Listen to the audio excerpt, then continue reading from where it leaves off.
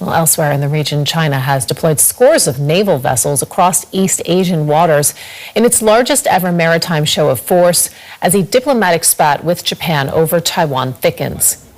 Though Chinese military drills around Taiwan are nothing new, the timing and the size of the latest exercises may be significant.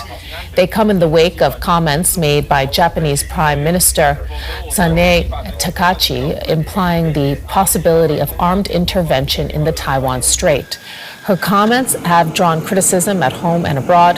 Taiwan's president has ordered security agencies to remain vigilant. Let's bring in Rick Glauert, DW's East Asia correspondent in Taipei. Rick, how significant is this deployment of naval and Coast Guard vessels, especially compared to previous years? Well, this is a large amount of vessels, more than 100 reports from the intelligence services saying that this is unprecedented.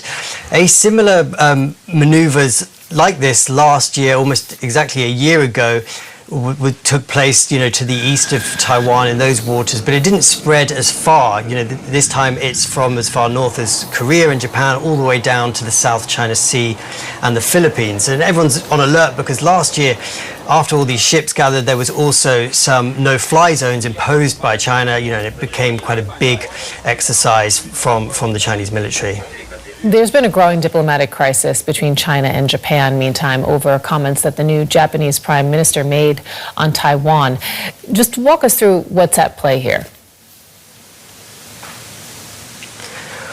Well, this surge reportedly began on about November the 14th, which is the same time that Beijing summoned the Japanese ambassador over those comments by Sanae Takaichi that Japan could become involved if China made military moves on Taiwan. China, of course, claims Taiwan as part of its territory and really objects to anyone getting involved in what it thinks is its own internal affairs.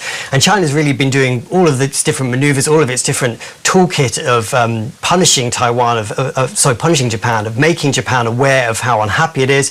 That includes diplomatic protests. We've seen scathing reports in state media against Sanae Takaichi.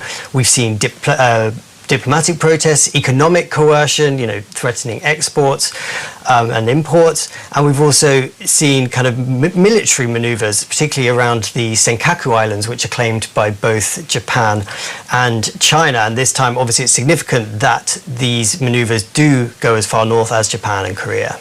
Has there been any response from regional powers responding to the naval buildup? Well, both Japan and Taiwan have expressed concern.